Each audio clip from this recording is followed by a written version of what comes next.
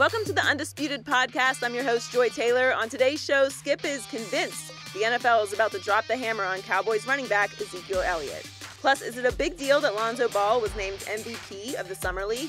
But first, we start today's show with reaction to some controversial comments from Michael Vick about Colin Kaepernick. Skip, Shannon, let's debate. Michael Vick said yesterday that Colin Kaepernick's on-field production is the biggest reason he has not been signed by an NFL team. Vick was here at FS1 and gave some advice to Kaepernick on Speak for Yourself. Let's take a listen. The first thing we got to get Colin to do is cut his hair. You know, I mean, listen, I'm not up here to try to be politically correct, but, you know, even if he puts cornrows in it, I don't think he should represent himself, you know, in that way in terms of, you know, just the hairstyle. Just go clean cut. You know, why not? You know, you're already dealing with a lot of controversy surrounding this issue. This morning, Vick clarified his statement with this tweet. Colin Kaepernick's hair has nothing to do with him not being on an NFL roster right now. Let's be clear. I wish only the best for Colin. I stand by what I've said about him being signed at some point this season to help an NFL club. I think he is a great kid who has a bright future, and I'm looking forward to seeing him on the field again. Trust and believe what I said was not in malice. Joined by Rob Parker. Welcome, Rob. What's happening? Good morning, everybody. Shannon, let me start with you. Does Vick have a point? No, he doesn't have a point. And what Michael Vick just did was continually perpetuate a stereotype that blacks that look a certain way, dressed a certain way, should be judged a certain way. What does Colin Kaepernick's hair have to do with anything? He need to reform his image from what? Some of the media, and even Michael Vick has convinced himself that what Colin Kaepernick did by taking a knee was equal to, if not worse, than what Michael Vick went to prison for. Michael, you went to prison. You are a convicted felon. You needed to change your image. Colin Kaepernick took a knee. He took a knee in protest of black and brown unarmed men and women being killed at a disproportionate high rate compared to the percentage in which they represent in America. And the officers that were doing this killing, they were being held unaccountable for their actions. Mm-hmm. He took a knee. The very country that Colin Kaepernick took a knee in was founded on protest. We keep talking about he was disrespectful of the flag. We have yet to address the issue, what he was trying to bring attention to.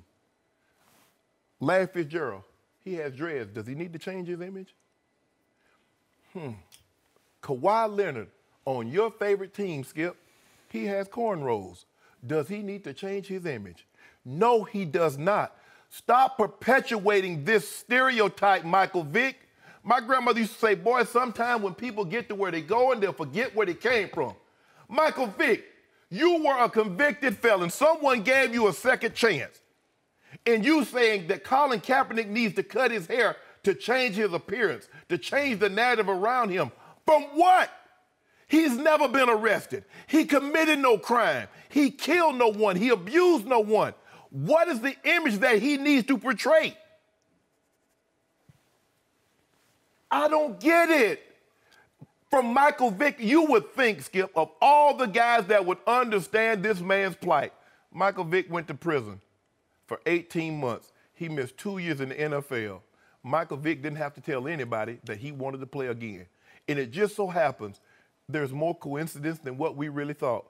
Because guess how old Michael Vick was when he signed with the Philadelphia Eagles? 29. The very age that Colin Kaepernick, and I have something, I'm going to let you go, Rob. Michael Vick in 2006, his last year with the Atlanta Falcons, he had 20 touchdowns and 14 interceptions. Colin Kaepernick in 2016 had 16 touchdowns and 4 interceptions. So you tell me, but all Michael Vick did was perpetuate a stereotype and a myth that blacks need to look a certain way in order to be perceived a certain way. So should I assume that every white bald man is a skinhead if you are to assume that every black with cornrows and have on jeans is a thug? Is that what we're doing now? I'm going to judge you by your actions. The man took a knee. He should be praised. I'm going to turn it over. Skip, I want to say this. Skip, you know who Sandy Koufax was. Did you cover him, Skip? Yeah, well, no, he's way before my time, but I know who Skip, he was, obviously. in game 1 of the World Series, what did Sandy Koufax do? He didn't play. Because the day fell on Yom Kippur, which is a sacred Jewish holiday. Mm-hmm. Nobody drummed him out of baseball. Nobody said a word. And I don't like to get in ideology, Skip, and you know, we joke a lot with King James, but in the Jewish community, he's a god. He's mythical, Skip, because of what he did. Now, outside, they might view him differently. How could you miss a game of so importance? Blah, blah, blah. But no, Colin Kaepernick took a knee. They did win that World Series. So Yeah. Well, that helped, right. But still, I know. your I point got is you. well taken. Yeah. And for me, I almost fell off my chair. I have the same thought that you had. I said, say it isn't so that Mike Vick is a company man. He's here wanting to pacify the man. This is where we are now. That this is like a show. It's not whether or not he hasn't done anything wrong. It's about a hairstyle and about cutting your hair. You mentioned some other people with what they should do. Bryce Harper has long flowing hair. Should he cut his hair? Or Jacob deGrom from the Mets, should he cut his hair that's flying all over the place? This is so silly, and I can't believe Michael Vick went there. I know he's trying to backtrack today. Well, he's not trying. He did. Right. He backtracked. Because Colin Kaepernick's hair has nothing to do with him not being on an NFL roster. That is what you said yesterday. Right, but that's what he's saying now because so many people have come down on him, and rightfully so. This is what's wrong, is that it's always about the superficial, the stuff that doesn't matter. You're right. No one's ever really addressed what he was talking about. It's still out there, and that's what people miss. And now they want to punish him because he used his right as an American citizen to protest and to bring to light what was going on in this country and what is going on in this country. So I was disappointed to just see Michael Vick go there. I'm with you. I'm disgusted. I'm glad he issued a statement, but is that really where we are, Skip? Unfortunately, that's where we are. So, we're going to be real today? Absolutely. We always real? 100. Okay. This is where it might help that I am a white guy, because I think I have a different perspective than either of you two, or maybe Joy, would have at this moment. Again, I have said from the start, I told you yesterday when we spoke, Colin Kaepernick is better than, I'm going to say 6 or 8. I think I could go 8 deep of starting quarterbacks in this league. And you know that all fall, all I told you was Colin Kaepernick, because of his courage for what he's saying and his ability to speak it so profoundly and clearly, was having profound national impact on an issue that tears my guts out, which is obviously white policemen shooting unarmed black men, women, whoever, or you said brown also, yes, of color. And I so admire what he has done, but he's on his quote-unquote last legs in this league right now. When Pete Carroll said no to Colin Kaepernick, as you know, because that shocked me, because I thought that was the perfect fit, because that locker room wanted Colin Kaepernick, I'm thinking, uh-oh, now he's on the clock, because I'm not sure he's going to get a job in this league. And I assume he really does want a job in this league, right? Because yes, you've been in touch with him, right? So this is what I do know that maybe you guys don't have the best feel for. My whole career, I've covered these guys who run these teams in the National Football League, these owners, these GMs, old school white guys. Yes. And about half of them have called me a communist, you know, like I'm the odd man out, seriously, because they don't like me. But I do know them because I've spent a whole lot of time around these guys since I started covering the NFL back in the 1970s. And I think Michael Vick had some point yesterday, because it's again, you're right about what you're saying, but you don't run the football team, right? You're very right about what you're saying, but you don't run an NFL team. You're not a GM or an owner, right?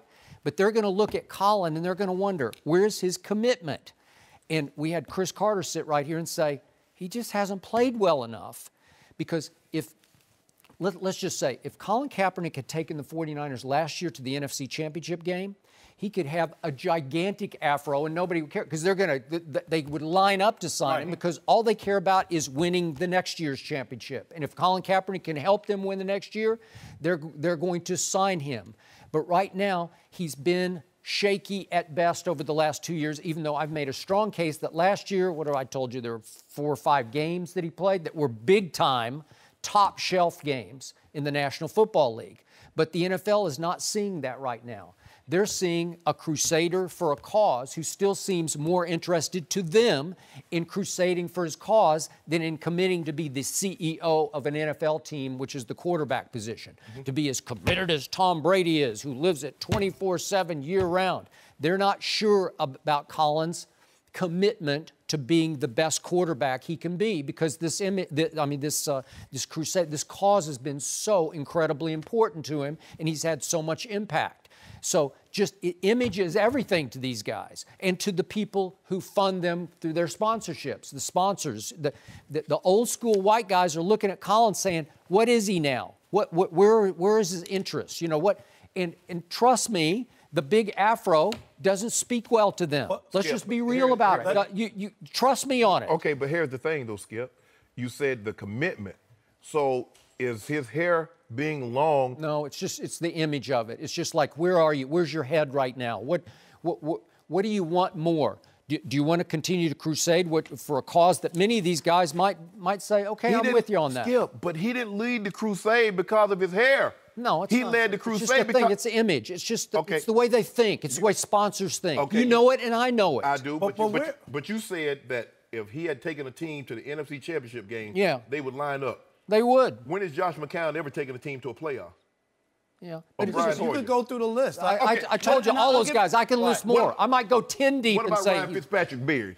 Now, we see white guys in hockey and baseball and football, they'll let their hair grow, say we're not cutting our hair until the season's over or to a championship. Nobody has an issue with it. And nobody has an issue with it, Skip. Okay, but Shannon, what does the big afro, what message does that send to old school white guys? What, fight the power, black power? Yeah. Is that what it is? It's from the 60s. Where is? Yeah, and that's what most of them think, like the 60s. Right. They do. They do. You are exactly right. I would say this, Shannon, and you tell me, being a Hall of Famer guy playing in the league, where is the NFL black GM or somebody out there, NFL Branch Rickey? Where's that guy? I don't know. That's a very good question. Okay, that's the a good guy. question. I'm waiting for a black GM in that league, and I know there's not few. Jerry Reese with the Giants. Ozzie. Right, Ozzie Newsome. Rick Smith is in Houston. Okay, where's one of those guys to step up and say, I'm going to do this. And say, I'm signing Colin Kaepernick, and I'm going to give him an opportunity. And you know what? This is where we always get into it because people always want to cover their own behind. They don't want to step out there. Branch Rickey, there were teams that said, we're not going to play if the Dodgers sign Jackie Robinson. They threatened them. Yeah. We will not play in that game. Nope, that's and Branch Rickey still did it anyway. And what happened? It changed this country. It did. And the idea that nobody, even the players in your league, which bother me so much, because everybody's just out for themselves. People aren't willing to stand up for what's right. Colin Kaepernick deserves to have a job in the National Football League. No doubt. And anybody who doesn't think so is not of the right mind. It's not right. It's not fair. It has nothing to do with his hair. It has nothing to do with that protest. Skip, you just said it. It bothers me that other guys get an opportunity, and this guy who's done nothing wrong does not get an opportunity. I'm going to take it a step further. I'm a guy that I don't believe that you deserve anything. You get what you earn. If Josh McCown earned a right to play in this league, if Mike Glennon, if you don't even need to do it. He's better than all of them. You can throw them all together, and he's better. He went to a Super Bowl and to an NFC Championship game. Do you remember what Ron Jaworski said when his career started? He could be the greatest quarterback ever. We went from that to no job. So now, for Michael Vick, and see, this is what happens. When a black person says something that's stereotypical or that's negative about the black community, you get this segment of the white population that says, see, they're saying this about their own. Skip, that's how they think, Skip. All you need is one. All you need is one. And Skip, I was in Atlanta when Michael Vick was at his height, and he was revered. But I knew off the field what he was doing. If Michael Vick had not gone to prison, he would have still been doing interviews with that cornrows and that do-rag.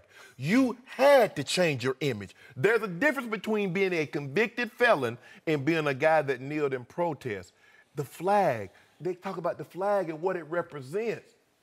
The flag gave Colin Kaepernick that right. Okay, but I'm trying to explain to you, you don't own an NFL team. You don't run one. If you did, Colin would be just fine, right? Because you'd give him a shot, because he's earned a shot. But the guys who run these teams don't see it that way. No. Okay? They at the end of the day, Skip, yeah, they want to win, but they see black and white just like you and I see. They do. And they see their fan base and how their fan base is. But to compare what he did to what Michael Vick and some of these guys that abuse women and some of these guys that got DUI, to compare him, Michael Vick compared. He just said, basically, he said that Colin Kaepernick is he needs to rehabilitate what did Jerry Richardson ask Cam Newton before he drafted him? Don't get any tattoos. Do you have any? He wanted to know, do you have any tattoos? It goes to that depth. Is Jerry Richardson not the classic? Now, he did play in the league. Right, but he's the classic old school white Southern. owner, right? Yep. Southern white owner. Right. There you But go. when Michael There you says go. something like this, it just reinforces the stereotype that you're supposed to look a certain way or you're not professional. It's just his natural hair, and that's a whole nother discussion. That's a whole nother but that gets justified when you say something like that. No mercy. The NFL said yesterday they are looking into Ezekiel Elliott's involvement in an incident at a Dallas bar on Sunday night. Several witnesses have claimed that Elliott was involved in a physical altercation that left a man injured. But another told the Fort Worth Star-Telegram that Elliott did not throw a punch. Zeke is still under investigation by the league for a domestic violence accusation last summer, and ESPN's Adam Schefter reported that Elliott could face a 1 or 2 game suspension. Skip, what will the NFL do? You have no idea how much I hope I'm wrong about what I'm about to say, but I fear the NFL is about to come down hard on Ezekiel Elliott. Talked to several people in the know yesterday and last night, and again, I heard it does not look good for Ezekiel Elliott. What we were actually hoping was only, quote-unquote, a 2-game suspension, as we discussed on last Friday, could turn into as much as a 6-game suspension, just because of the increasing pile of conduct unbecoming incidents. One source last night said he'd heard it could go as much as a 10-game suspension, which I find is way out of bounds. But whatever. Let's stay in that 6-game range, because as we know, this was as I've reported, this is the second quote-unquote bar fight that he was involved in. And again, there are conflicting interpretations of this bar fight.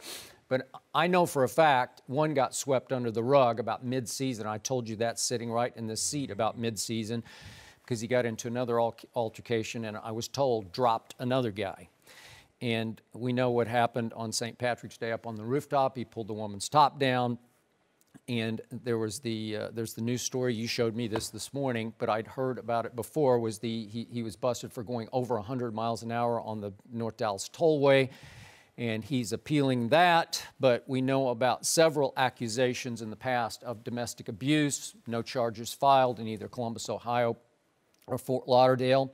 But the NFL is to the point where it's viewing Ezekiel as sort of this repeat offender on just conduct unbecoming. And at some point, the commissioner and the league office will take a hard stand against Ezekiel.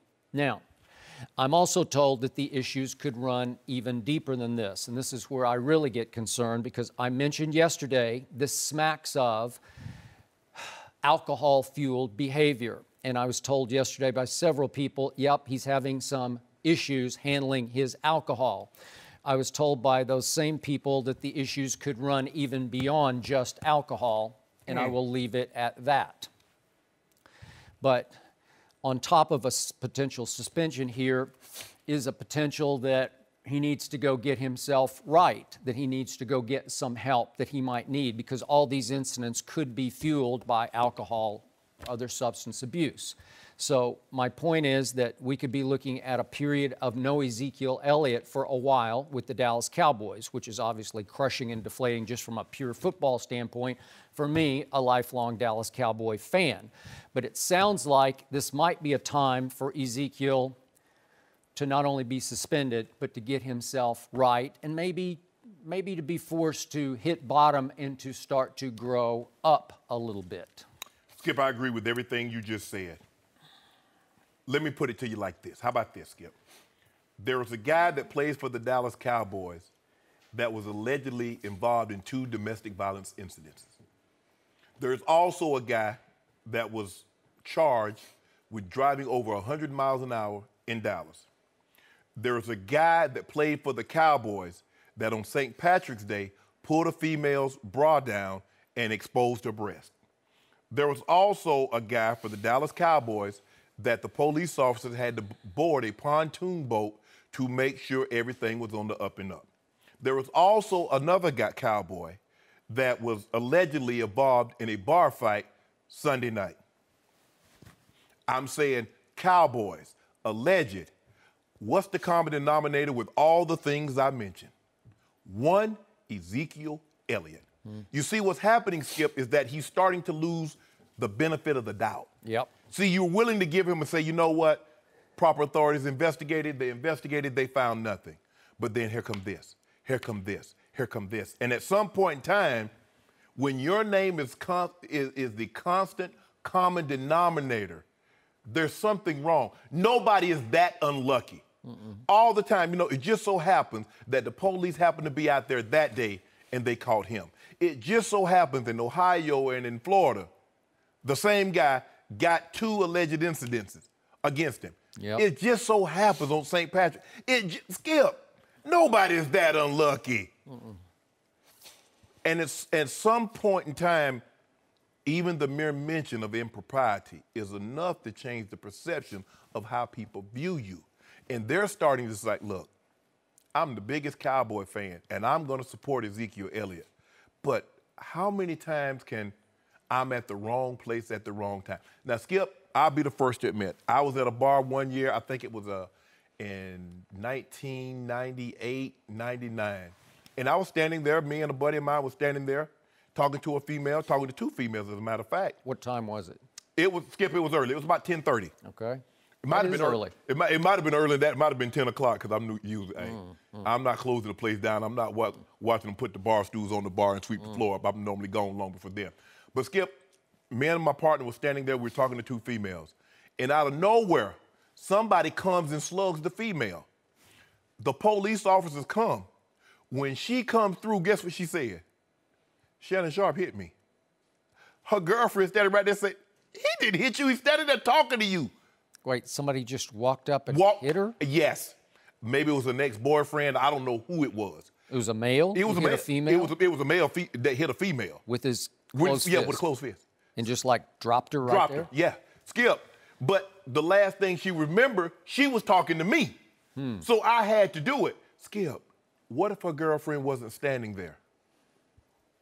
She said Shannon Sharpe hit her. Police, they writing this down. Her girlfriend's like, he's standing right here next to you. How would he hit you?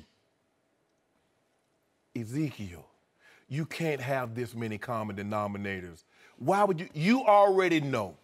And Adam Schefter, and he does a great job of reporting this, that Zeke's camp was bracing for a suspension dealing with the Ohio and the South Florida incident. Skip, if that's the case. That was Friday. That was Friday. And you and I were willing to slightly give him the benefit of the doubt on that day. Absolutely, Skip. I would think, as a prudent, rational person, if there's a possibility, I need to make sure. Now, I done did some things or whatever the NFL is going to do, but Skip, I'll be on my best behavior. And what makes this worse, Skip? He said, is that I'm a Dallas Cowboy. I'm a star player, and I can't do the things that I once could. That's what he said. I'm trying to take him at his word. See, therefore, that's why I always tell you, I see better than I hear. I know what you're telling me you're going to do, but that's not the behavior that I see you displaying. And so, Skip, but even with all that being said, I still want the NFL to let the proper authorities do their investigation. That's what I want to happen. Sure. No, I got it. You know, this is interesting. You'll be able to appreciate this, but one source told me last night that Ezekiel's temperament, the way he's wired, reminds several of the longtime Cowboy observers within the organization of one Michael Irvin. They're wired the same way because that fire, that fearless fire they play with on the football field gets them in trouble off the football field. Michael's worst incidents came after he had won 3 Super Bowl rings, so at least he accomplished before this happened. Zeke has nothing to speak of, has earned nothing yet in the way of big wins, right? Skip, you got to be careful, though, because let me tell you what's going to happen. Now, if he has a history of going out to the bars, getting intoxicated and fighting, I had a buddy of mine, and you know him, Broderick Thomas. And you know the incident that happened to him. I do. And people, when you're, especially a football player, people are not going to fight you straight up, Skip. You know that, I know that. There's no such thing as a fair fight. You are shoot a brother size, Zeke. I know you're short, but you're 225 and you're well put together. So you need to be careful. You need to change your ways, Zeke. Zeke, you're headed down a path that you don't want to go down, son.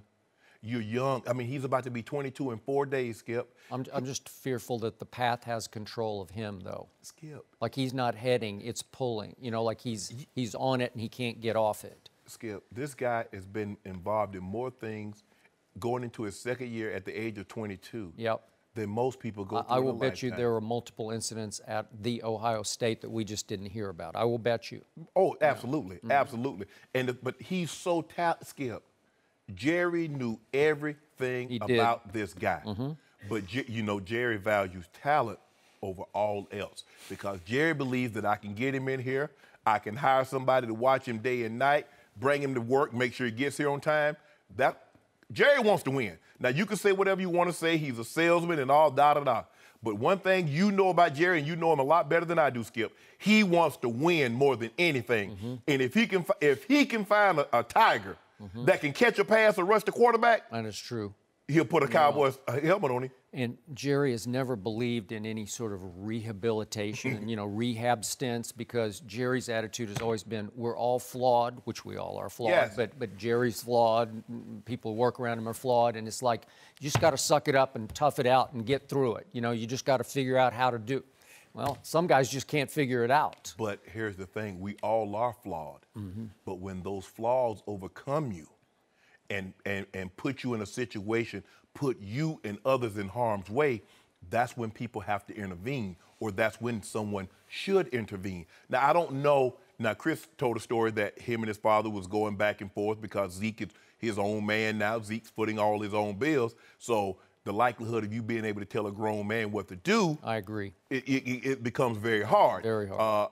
I know. I have kids. My son is older than Ezekiel. He'll be 25 in November. And once they get to a certain age, Skip, it gets a little, you know, you try and talk to them. And like I say, you don't always have to agree. My daughter, the same thing. You don't have to always agree with what I say. But at the end of the day, the one thing that will never change is this dynamic. I will always be dad. And you know, it's funny. Ezekiel has 2 really strong, good Yes. parents, and they love their son as they should. Yes. But I think they might love him to a fault because I think it's hard for them to even comprehend all this. Like, it'll just go away. It'll be okay. Our son isn't that bad, you know. Well, there's just too much here. We got too many incidents. how many times have we seen it, Skip? Not my son. Not my son. my son. My kid wouldn't do that. And Ezekiel is just putting himself, time after time, he keeps putting himself in harm's way, Skip. You would think, Skip, if there's a possibility of me facing a suspension, Skip, I'm gonna be on my best behavior because because even though that suspension might be already determined, I want to say, you know what? Okay, we're gonna suspend him for a game or two, or however long it's gonna be. But we see a pattern of change. Skip, they see no pattern of change. So, Shannon, this is a hard left turn for me, but let's talk about what might or might not happen on the football field, which seems almost irrelevant to me at this moment because I do care about this kid's well-being. Right. But let's just say, for argument's sake, let's say he's gone for, let's do 6 games, okay? So what could Dallas do? And this is the fan in me probably speaking, but if you force me to lose one of my 1-2 punch, Dak and Zeke, if I have to lose one of them for 6 games, I'll take losing the running back over losing the quarterback. Because you remember what happened to my Dallas Cowboys in 2015 when they lost Tony Romo after 2 games and they were 2-0. You know what happened? Well, Zeke really happened because they went 4-12 and were able to have the 4th pick in the draft and draft Zeke. But that procession of Brandon Weeden leading to Matt Castle, leading to little Kellen Moore, you know, it's like, it went from bad to worst to worst. Correct. And I like Kellen Moore, but it just was it's just almost an unwatchable year. But this year, if you look at the first 6 games, there's still a way with Dak that they could go 3-3. And if they could go 3-3 and Ezekiel came back right and healthy, mentally, physically healthy, then I would still give them a shot to make the playoffs, even though the schedule is brutal. But the first 6, just quickly, it's the Giants at home, then at Denver, at Arizona, Rams at home, Green Bay at home, bye, leading to at San Francisco. So could they beat the Giants at home just on pure raw emotion? Maybe they could in week 1. I might give them the Rams at home. I might give them at San Francisco. So if they could go 3-3 in that stretch, it doesn't get much easier after that, but I would give them a chance if Zeke came back at that point to be good enough to make the playoffs. But you mentioned the Giants opening week, then at Broncos, at the Cardinals, at the Rams. What can in the Rams at home? I think it's Rams at home. Rams at home, excuse me. At the Denver and Cardinals on the road and the Rams at home. What can all 4 of those teams do? Play defense. Get come after your quarterback. Yep, they can. Now the Rams offensively, they might be challenged, but Wade Phillips is the D coordinator. Yep. And let me tell you something about Wade. I've known him for 27 years. He was my defensive coordinator when I first got to Denver. He was my head coach for 2 years. He will attack your quarterback, and he has a defense that can do it. He does. And you know what the Broncos can do. The Cardinals can come. And the Giants, that's a rivalry game. Even if they couldn't attack the quarterback, they're going to get up to play the Cowboys, Skip. Yep. And there's even though there's a reason why they took Zeke with the 4th pick, they had Darren McFadden on their roster. Darren McFadden is a good, solid running back. You know what? He's not bad, but he's not Zeke. He's Zeke. Zeke got 6 MVP votes. He finished tied for 3rd in front of Aaron Rodgers. But you know what's funny? I don't know why Darren McFadden hasn't ever quite lived up to what he was at Arkansas. Healthy. I guess it's just simply that. And he's about to turn 30 years of age. But could he have one last big year, last hurrah? I mean, in 2015, that 4-12 year, 1,000 yards. He had 1,000 yards. Yeah. And he can catch it out of the backfield. He had one big year at Oakland, but only one out of whatever it was, 6 years. And yet, do you remember him? He finished 2nd to Tebow in the Heisman his last year at Arkansas. Well, he single-handedly beat LSU one year when 206 yards he had. And then I think the last year he came out, he ran for what a SEC record like 330 yards against South Carolina. So we know he can run the football, Skip. But any guy that cracks his elbow, dropping his cell phone, seems the bad thing seems to follow him around. But Alfred Morris is not bad, but he's not Zeke. But the 2 of them together, maybe they could just sort of muddle through. But Zeke is averaging 5.5 yards a carry on 1st down. It's a lot easier to pick up 4.5 yards with 2 downs as opposed to when you're 2nd and 8, Skip. Still got the best offensive line in football. So yeah. I love my. Can we raise it up a case? A case? Yeah. Oh, so now you're front running because I'm not going to listen. If Ezekiel is suspended, especially for 6 games, it's off. It's off. I'm out. No, we made this bet. Disqualified. No. You always ask me, Shannon, have the courage of your conviction. Well, I did when I thought I had Ezekiel Elliott. That have nothing to do with me. Well, it has something to do with me and our bet. If you make a bet in Vegas, and Tom Brady doesn't play, do they let you get your money back? No, but we're not in Vegas. Oh yeah, we're in Los Angeles. We're at this desk. Las Vegas, Los Angeles. There are rules. There are undisputed rules. Las Vegas, Los Angeles, close enough. I would let you out of any bet. No. If a star got hurt, I'd say, I don't want it. I don't want to let it out. Please, yeah. You're going to want it. I'm not going to let you out. Well, he just hedges his bets, so he doesn't ever have to worry about it. Oh, yeah. You want to say, it's Kansas City. It was Pittsburgh. Who else was it? Atlanta? I don't know who it was. I lost track. It's the Cowboys. The other one. Yeah, you had another team. I have to skip. And that's what I have to do. Pittsburgh? No, you said Pittsburgh. I have Seahawks. I have to factor all of this in when I'm making my picks. Injuries are a part of the game, right? Oh, so you can now predict injuries and suspensions. I get it. Okay. You are something, Shannon. No mercy. Lonzo Ball was named the MVP of Summer League before missing the Lakers championship win last night. Ball sat out for the precautionary reasons after suffering calf tightness in Sunday's win. In 6 Summer League games, Ball averaged 16 points, 8 rebounds, and a league-leading 9 assists. Skip, how big of a deal is the MVP award for Lonzo? Joy, Shannon, it's a huge deal, as is winning the Summer League has been for the Los Angeles Lakers.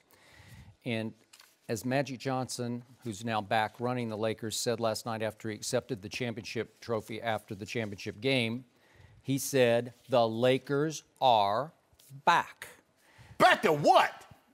Back to playoff contention, back on the map, back in the crosshairs of the NBA, because everybody's going to be talking about and dreading having to play Lonzo's Lakers next year. And they're back because Magic had the foresight with the number 2 overall pick to stay the course and take the guy that I said before the draft was going to be transcendent, that he was going to change life with the Lakers.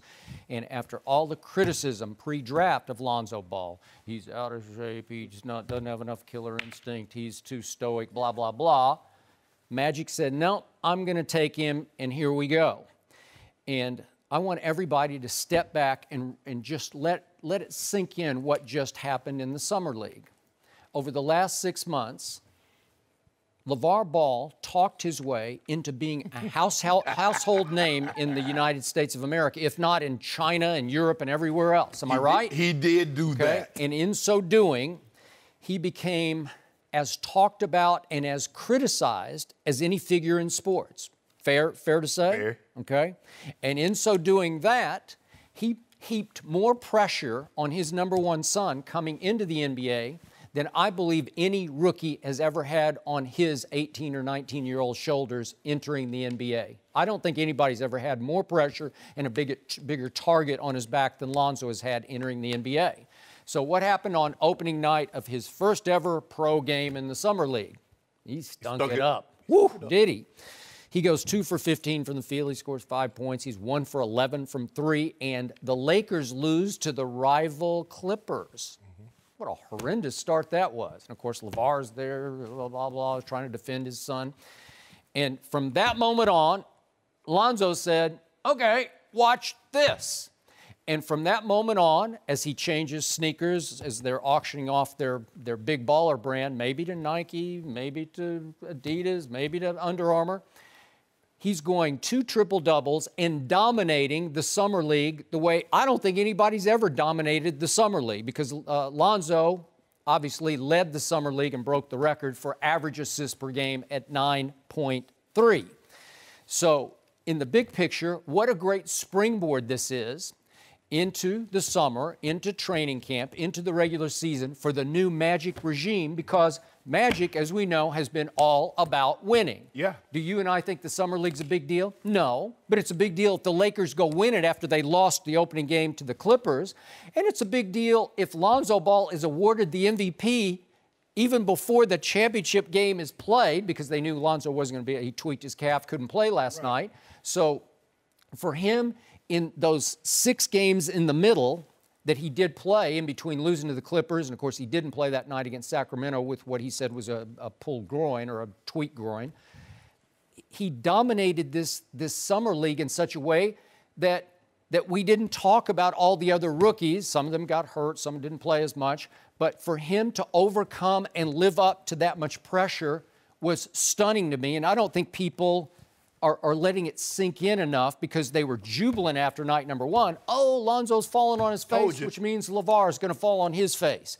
But the kid didn't fall on his face. He's becoming the face of the Lakers. At some point, someday down the line, he could become a face of the NBA. I think he's on his way. The Lakers are on their way back. And Magic couldn't have painted a better scenario. He couldn't have fictionalized this better. To take all these young players and get them this excited about getting to play with their #2 overall pick in Lonzo Ball. You think there's any resentment of him winning the MVP? They love him. No. He's changing life for all of them. He's going to make all of them better.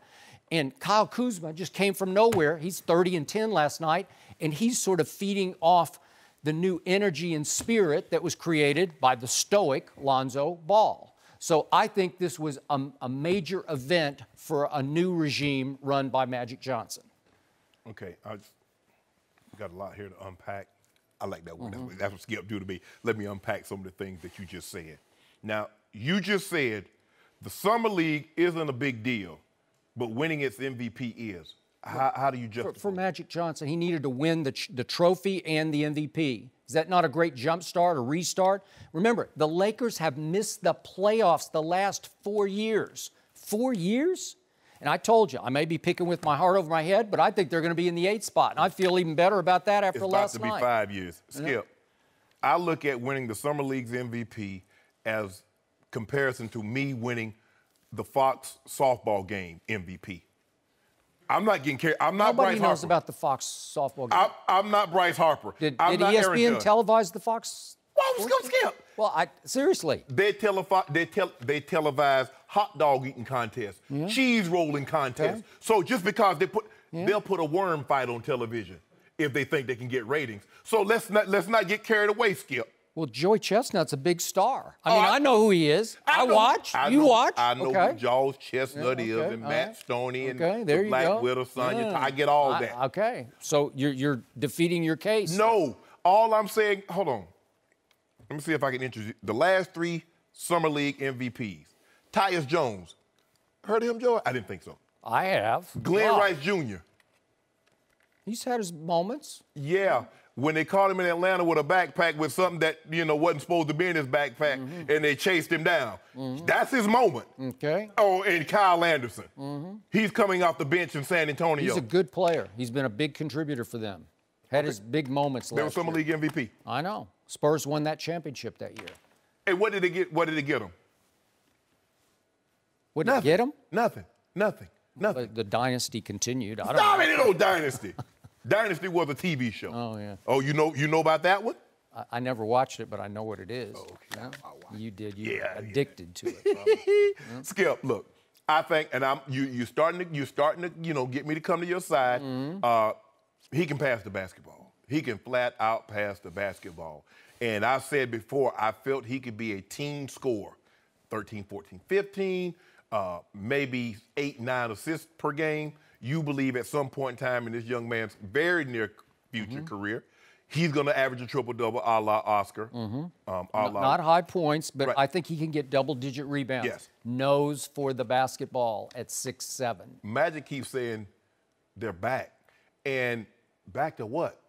Contending, trying to get to like the 9th or 10th seed? Skip, they're not making the playoffs. Just back to being a presence. They're back to having a future, back to having hope. I will give legit, authentic hope. I will give you this. I believe they are a year away. Now, if this Kuzma and Julius Randle and Ingram and Lonzo, now, if they can show growth, if they can improve, next year it's going to be a deep free agent pool. LeBron James, Boogie Cousins, Paul George, Kevin Durant. There are going to be some names out there. Now you land one of these big whales and you put him with this team. Now, Magic, your boy, I'm gonna come on over there and see Magic. Y'all back. But right now, Skip, let's be real. At best they can hope for is a 10th spot. They're not making the playoffs. They're not better than Minnesota. They're not going to be better than the Pelicans. So I think Lonzo, he might win Rookie of the Year, but they are not going to the playoffs, Skip.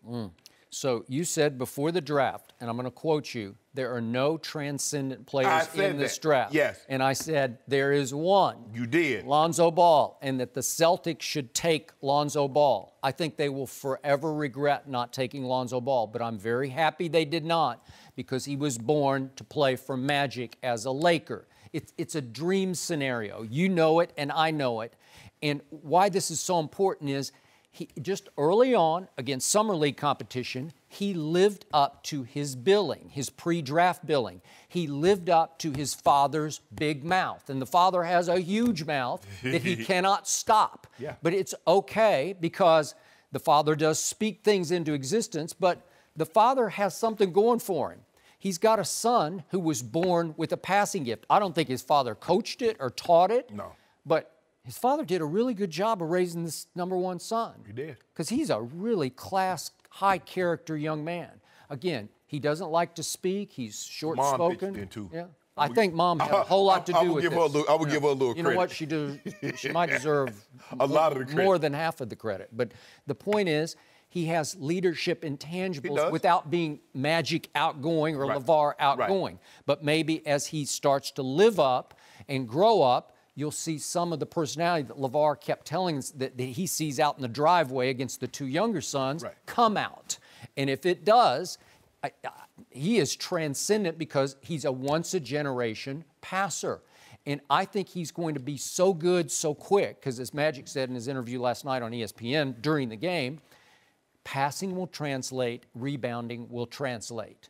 And the rest of it, the shooting, like Magic said, I don't even care about his shooting. If he gets hot and starts making, good. But all he cares about is the passing and the rebounding. He wants everybody involved. He wants Lonzo to be Magic, to do what Magic did, which early on was to get others involved. If they need somebody to score, I think Lonzo can score some big points when needed. But there'll be some nights when he'll score 8 points, and if they win, you won't hear a peep out of him because he doesn't have that kind of ego. Right. So he's a dream-like player for Magic Johnson to be able to restart the Lakers with. All those things that you mentioned, his ability to pass the ball, he can rebound the ball and he can score a little. He's not Kevin Durant scoring the basketball or Russell, but that's neither here nor there. I think the thing that Magic Johnson found most gratifying about this young man was his leadership skill. But I also believe the Lakers poured a lot of slop on him to make him smell bad, to make the scare. I don't get it, but maybe they did. I don't know. To scare Boston away. Oh, he's out of shape. There's the shot. Skip. You don't have to do. I'm going to make sure Boston doesn't take him because that was the only team, unless somebody was willing to move up. And you look at it, Markelle Fultz, Ben Simmons. You already hear Ben Simmons saying, I'm a starting point guard. He did. So he's already starting to feel a little bit of, okay, hold up. Y'all brought this guy here. Y'all traded up to get him. What does that mean for me? There are a lot of guys that went to a great situation. I just believe this young man went to the right situation. He did. The Lakers with young guys that can run the court, and you got Magic Johnson. I'm in Magic's office as much. He's going to have to tell me to leave. Agreed. Because I want to know how, when, why, where did you feel that you took over the NBA? Yeah. Because, Skip, I'm not going to say he's transcendent. Magic was transcendent. But can he be Jason Kidd? Skip, people make it seem like Jason Kidd was a bum. The dude got like 100 triple-doubles. He led 2 teams to NBA Finals. And had he not gone up against Shaq and Kobe in their apex, who knows? But Jason Kidd was a very, very good basketball player. Very good. And I think Lonzo can be a little better than Jason Kidd, which would be huge for Magic Johnson. And to your point, night after night to have Magic come by your locker after a game and say, think about this. Yes. Why did you, could there be a better mentor? Nope. Nope. Nope.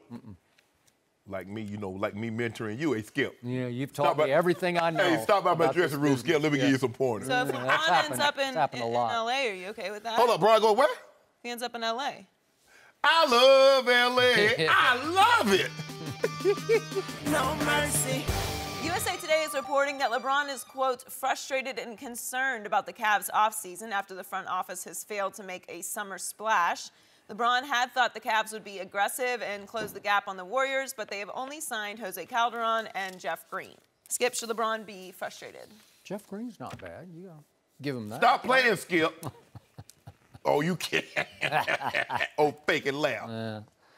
Look, I realize LeBron over the last couple of weeks has been frustrated because I read that they were close on Jimmy Butler, and all of a sudden Dan Gilbert fires or doesn't rehire David Griffin, doesn't re-up him. And I read that they were in the Paul George Derby until the end, and maybe Dan Gilbert blew that one too. No, Pritchard pulled out of that one. Maybe, but maybe it was because of the upheaval in the Cleveland front office. And again, Kevin Pritchard doesn't want to give away Paul George to a rival. That's what that was. But remember, LeBron chose to leave the great Pat Riley to go home and play for Dan Gilbert, a guy who I thought burned his bridge to the ground with LeBron when he took his talents to South Beach. And Dan Gilbert just annihilated LeBron, was it on Twitter or publicly issued public statements? Right? He issued a statement. Didn't he? Yeah, he did. Okay, and LeBron said, I'm going to go play for that guy. That's fine with me, but you're going to have to live with that guy and all the things that that guy is and is not. And he is the de facto GM of that team. He doesn't have the title, but he likes to run it. And I think he's now running it just about full time, it looks like, given their scouting Running it in the ground, what he's doing. Might be running in the ground. But it's hard for me to dredge up an ounce of sympathy for poor, pitiful LeBron James because Jimmy Butler didn't stay in the East. He went west.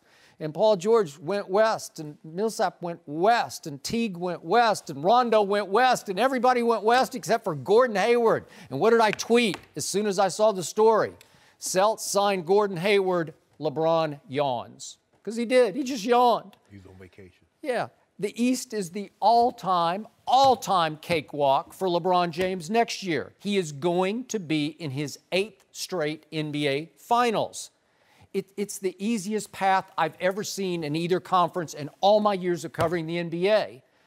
And yet, you want me to feel sorry for you? You're good, man. You got Calderon. You got Jeff Teague. Jeff Green. You're okay. Skip. Well, you got a little something new. And if you are still the best player on the planet, you go figure out how to beat Golden State when it really matters. Maybe you don't play the most minutes in the regular season in the entire National Basketball Association. Maybe you pace yourself better through the playoffs because they're going to go 12-0 in the Eastern Conference playoffs next year. Maybe you try to keep your minutes to 29 minutes a game instead of 37 minutes a game. You need to stop. No, I don't. I need to start because LeBron needs to start because what happened? Could it have been very different in Game 3 down the stretch? You're in your house with the ball in your hand and you're up 4 with 1:30 left to cut it to 2 games to 1? Maybe it could have been very different if Kevin Love scored more than 9 points. How about that? Well, how about the King doing what the King is supposed to do to close the deal and make it 2-1? He had a 39-point triple-double. But here's the thing, Skip. You keep talking about, it's a cakewalk. LeBron ain't worried about cakewalk. He wants to eat the cake. And the cake is the Golden State Warriors. He's not worried about getting there to see them. But what good that I can go to a restaurant if I ain't got no money to buy what's on the menu?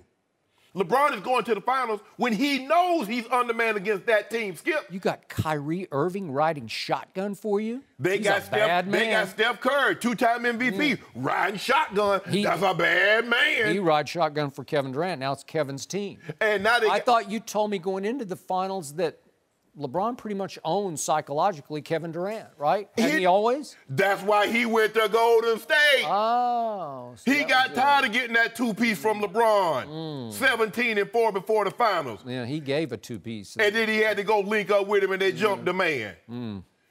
If I can get more than 6 points in Game 5 from Kevin Love, we might have won that one. Skip, that's what LeBron is saying. But to answer this question, he should be frustrated by the dysfunctionality at the top, a la one Dan Gilbert. Because do you think the Miami Heat are dysfunctional at the top? I don't. I think they're really He didn't want to play for Pat anymore. Why not? Because he didn't want to. He didn't want to play for one of the best GMs? He outgrew one of the best organizations in basketball? You have a green thumb? Huh? What about potted plants? You know anything about potted plants? I don't know anything. You know, okay, you start a plant in a small, you might put it in something like this. Do you? Yes! Yes? Yes! So you know models on runways and you also know potted plants? Yes, I got a potted plant that my sister gave me from my grandmother's funeral. It's 7 years old and it's big as my tub. But what you do, Skip, is that you can start a plant off in something like this, but eventually it will outgrow that and you need to get something bigger. He outgrew your Heat. Oh, yeah. Outgrew him. I agree. Cleveland is bigger than Miami. Yeah. Hold up. When last time you ever been to the playoffs? How's it working out for them? Hey, look, we got He's the one that's frustrated. We got a title. So he took this plant and put it in a smaller container? But it's a sequoia. And the container has a crack in it. Yeah. We got that right now. We're gonna fix that up. Don't worry about this, Skip. It's Dan Gilbert's container. How can he go back to Dan Gilbert? Skip, the joke's on LeBron. Skip, no, seriously, it is. What did you think was going to happen? I was on your old show when it was announced that he was going back. And I said, LeBron is a better man than I could ever be. Because when you can say, I didn't get it done. But when you attack me personally. He said he quit in that final playoff series against Boston. He quit. Call you a Q-U-I-T, quit. Call you a self-proclaimed chosen one of the king. But Skip, this is what we know.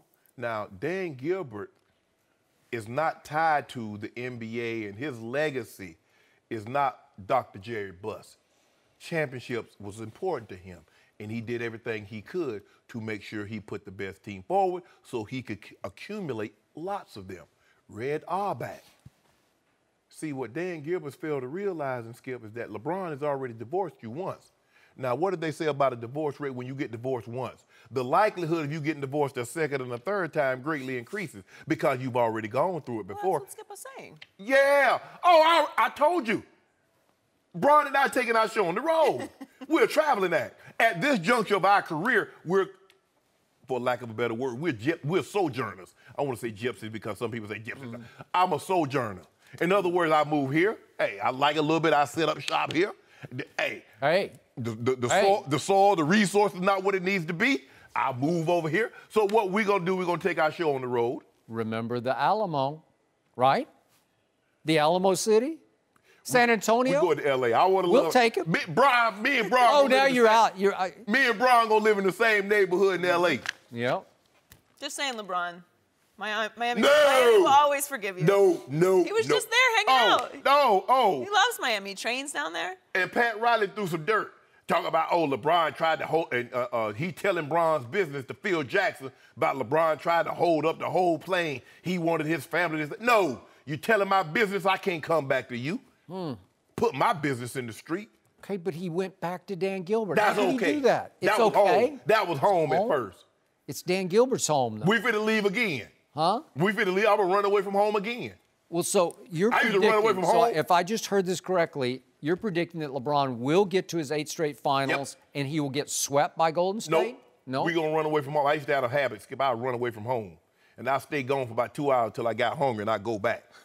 So LeBron's hungry. He's going to run away. And that hunger that he feel, he can't get it fed in Cleveland. So we coming to L.A. Well, wait a second. Are you predicting Golden State's going to run over Cleveland? No! Well, you have to. That's what you're saying is going to happen. We're going to swing a trade. We're going to get somebody. At the trade. Who's we? Are you part of the front office? Or you? We're gonna. Hey, don't worry about what Bron and I got up our sleeve. We got something in this pot. You know what? It's real good. Dan Gilbert does not have you up his sleeve. I can tell you that for a fact. Need to hire he doesn't want to hear. Hey, from Dan, you. I'll take that job for 2.5. Yeah. 2.5 an hour, right? Because me and Bron cooking, Skip. When me and Bron get in that kitchen, give me some of them bouillons. Just remember who you won multiple championships with, LeBron. That's all I'm saying. Multiple. Bell pepper. No mercy. Kirk Cousins and the Redskins did not agree on a long-term deal before yesterday's deadline. Cousins will play this season for nearly $24 million under the franchise tag, becoming the first quarterback ever to play under the franchise tag in consecutive seasons. Team president Bruce Allen explained why a deal did not get done. Let's take a listen. Our goal was to sign Kirk to a long-term contract with a final objective of having him end his career with the Redskins. On May 2nd, right after the draft, we made Kirk an offer that included the highest fully guaranteed amount upon signing for a quarterback in NFL history, $53 million. It also included a guarantee for injury of $72 million. The deal would have made him at least the second highest paid player by average per year in NFL history. But despite our repeated attempts, we have not received any offer from Kurt's agent this year. Kurt has made it clear to me that he prefers to play on a year-to-year basis. In all of our discussions, he feels comfortable doing that. Allen apparently also called Cousins Kurt instead of Kirk in that statement. Sterling, Shannon, do you have a problem with how Washington handled this? Now, me, with my heavy Southern dialect and colloquialism, I can say Kirk, but it's Kirk. And if you don't want to say, you call him first cousin. Now, he was Skip. Skip, What? This is very, very unprofessional. Do they think Cousins is an idiot? Kurt is saying, Skip, this is what he's saying. I got this year in the bag at $24 million. In essence, what you want to do is offer me a one-year deal for $29 million, and everybody is like, whoa, they trying to give Kirk $53 million. No. Cousins says, I already got this year. Now, if you want to go 2 years, if you want to go 2018, 2019, now we're talking, and give me $53 million on top of the 24 I'm already making. Now we can be in business. Skip, they did this to try to paint Kirk as greedy, try to flip the fan base against him and get the public on their side, because we know what they're due, Skip. They planted that story about Scott McClue on Daniel Snyder radio station, so it'll get out. They did that. They didn't plant this. They trotted Bruce Allen out there to read this. Skip, it was a one-year deal and a one-year extension, because that's basically all it is. It's this year plus next year. And Cousins like, hold on, wait a minute. Y'all must be think I'm dumb. Y'all really think I'm dumb. Oh, and we're gonna give him, it was gonna be $72 million guaranteed with injury. He said, I just happened to be on a roster where a guy named Robert Gifford III had an injury protection, and you wouldn't let him on the field. Y'all think I'm finna fall for the banana in the tailpipe? Y'all must think I'm high. Washington, do you remember what it was like when you had a quarterback by the name of Rex Grossman, Heath Shuler, Patrick Ramsey, Colt McCoy, maybe Jason Campbell? Cousins is better than all of those guys. Plus, he knows there's a team up north, San Fran. The head coach was my offensive coordinator. He believed in me. I know at worst case scenario, if you franchise me again, I'm gonna get $34 million. If you transition me again, I'm gonna get $28 million. If you let me go, I'm gonna get $70 million. Why would I sign this deal? Kick rocks, Bruce Allen. I'm not signing this deal. I'll play year to year, because guess what, Skip? If they franchise him again, like they're gonna be 3 years, they would have paid him $78 million. You could have had him for 60, prorated out a life of the contract, and you probably wouldn't have lost Garcon and Jackson, maybe one, but not both. But now you're in a situation, he has all the leverage. He has a hammer. He has that Thor hammer. You know, LeBron had that Thor hammer too. He's like, what, did he lose it in game 3 or what happened? I don't know. Can I tell my story? He lost story? it. He left it in the locker room. Kirk Cousins has the hammer.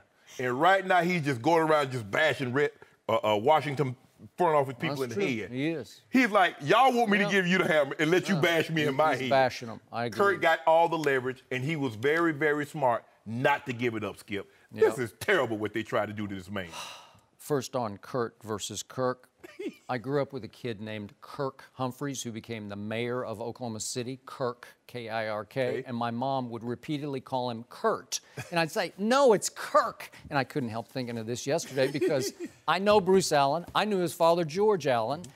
And I can't believe this was intentional on Bruce's part, because if it is, if he's trying to undermine him by calling him Kurt 5 times in a video that they post on the team's website, that's as petty and as low as you can go, because it doesn't work. It's so beneath anybody's dignity. Oh, you know what? Let's call him Kurt, and that will undermine him with our fan base. They'll say, yeah, he's only Kurt Cousins, right? But that's so lame. I mean, what? I just think he made mistakes. I think he doesn't know his first name. I do. Let me ask Seriously. You this, Skip. In all your years of covering sports, have you ever seen a team do a video release? No.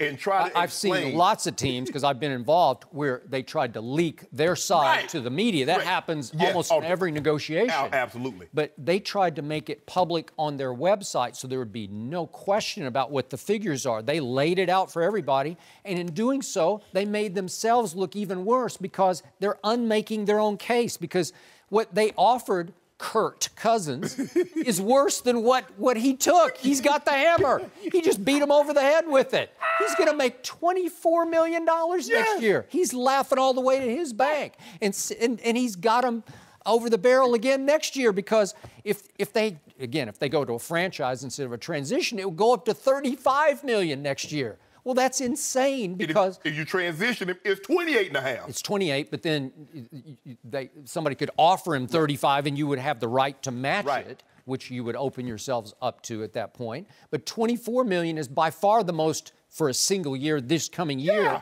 It's more than anybody makes. I think the next is 18. I think Flacco or somebody's at 18. $1.4 million every pay period. Wow. He's sitting there like, hold on, wait a minute, I ain't going nowhere. Yeah, I got this. And first of all, Skip, if I'm a team, you franchise him, why am I going to sign him to an offer sheet when you franchise him and I have to give you a first-round pick? You don't want him. Kirk is perfectly fine sitting right there like, okay, I'll take this $35 million next year. If you let me go, I'm going to San Francisco, and they'll give me 70. Okay, so this isn't 20/20 hindsight. I said before the draft, if I'm Washington and San Francisco, another new regime there, again, featuring Kyle Shanahan, yep. who obviously coached Kirk Cousins. Yep. If San Francisco will give me back the number 2 pick for Kirk Cousins, I think they might have done it before the draft. But if they would have, this is just me. I'm on the record. Just remember I said this.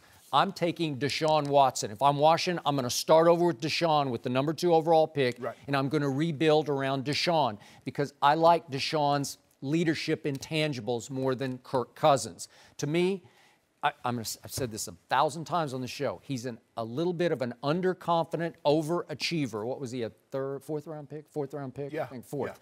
Yeah. And again, Mike loved him. I don't love him, because all I know as a Dallas Cowboy fan is, I'm going to say it again, my Cowboys, he's 1-4 against the Cowboys with 3 home losses to their arch rival. And that's why Washington, it feels damned if we do, damned if we don't. They can't make a decision because they don't love him, but they don't have an option. What's our option? Well, go draft somebody. Go get Deshaun Watson and start over. That's what you need to do. But it just goes to show you how much leverage that Cousins has, because they bungled this the whole time. The whole time. They've given him all this leverage. When you franchise, look, they said, Kirk, we don't believe you for real. So we franchise you. Okay. He breaks all the records. Then he comes back. Now, they didn't go to the playoffs, Skip, but statistically, he might have had a better year last year than the year before. So you franchise him again. Now, in order for you to keep him, Skip, it's reported that they're only going to have between $30 and $35 million in cap space. If you franchise him, he just ate up all that. That's even before you signed your draft picks. Mm-hmm. So you can't go get anybody in free agency because all your money. Because you know what Kirk does? I love Cousin. My first cousin, he real good. He's smart. Soon as they say we're going to tag you, he signed it. Whoop. That's all your cap space. He don't even give you an opportunity like the he cost himself 2 1,000-yard receivers. I don't think any team's ever lost 2 1,000-yard receivers in the same year. They didn't want to stay there anyway. They didn't want to stay anyway. So, D-Jack took the money and ran. Pierre Garçon took the money and ran. I got no problem with that. Kirk, you see what Kirk's doing? He's like, I ain't doing y'all no favors. That's y'all job to worry about how you're going to keep those 2 guys. I need me. You keep betting against me, and all I do is keep getting 20. Mm-hmm. And you keep hoping you get blackjack in order to beat me, because I got the best hand on the board. Mm-hmm. They bust. If Kirk just said, he's in back to Joy. He gonna come without my cousin. Okay, but you can laugh to the bank, but I'm laughing all the way to the next game against the Redskins because I'm going to remind you again. What happened in Washington was at week 2. He has a chance to go right on home and put the game away. Remember this? Kind of early fourth quarter. What happened? He went to church. He went to church. He threw it right to Barry Church in the end zone, and Dak goes the other way 80 yards. And Church is gone. And Zeke might be gone. He might be gone. But then what happened at Jerry World on Thanksgiving Day? Cousins threw for 449. That was some big numbers by Kirk Cousins, right? Big numbers. But what happened in the red zone? Dak went 4 for 4, 4 touchdowns in the red zone. Kirk Cousins, he turned into Kirk that day, he was 2 for 5 in the red zone. He missed several big throws in the red zone, and guess what? Dak wins 27-25. That's Kirk Cousins for you. What about that defense? Well, I mean, what responsibility do they have to keep the Cowboys from getting in the end zone and to kick field goals? What's their responsibility? Dak is special. He's hard to keep out of the end zone. Yeah, Aaron Rodgers knows firsthand. Yeah. Aaron Rodgers knows. It was 31 to 31. He does know. You know what? You're trying to make a joke. He does know. It was 31 all. And then happened the two luckiest field goals in NFL history saved Aaron Rodgers on this show and in that game. All I know is David Irving, DeMarcus Lawrence. Who's the other guy, Skip? What's the other guy, Skip? Yeah, this guy Skip, what's his name that didn't get his dispensary license renewed? Guy from Nebraska. Yeah, he didn't get it. I don't even want to speak his Joe, he didn't get his license. Randy Gregory. Randy Gregory, yeah, The Cowboys. All I know is Washington is hustling backwards. No mercy. Thanks for checking out the Undisputed Podcast. I'm your host, Joy Taylor. Join us again same time tomorrow at 9:30 Eastern. Fox Sports, one of one.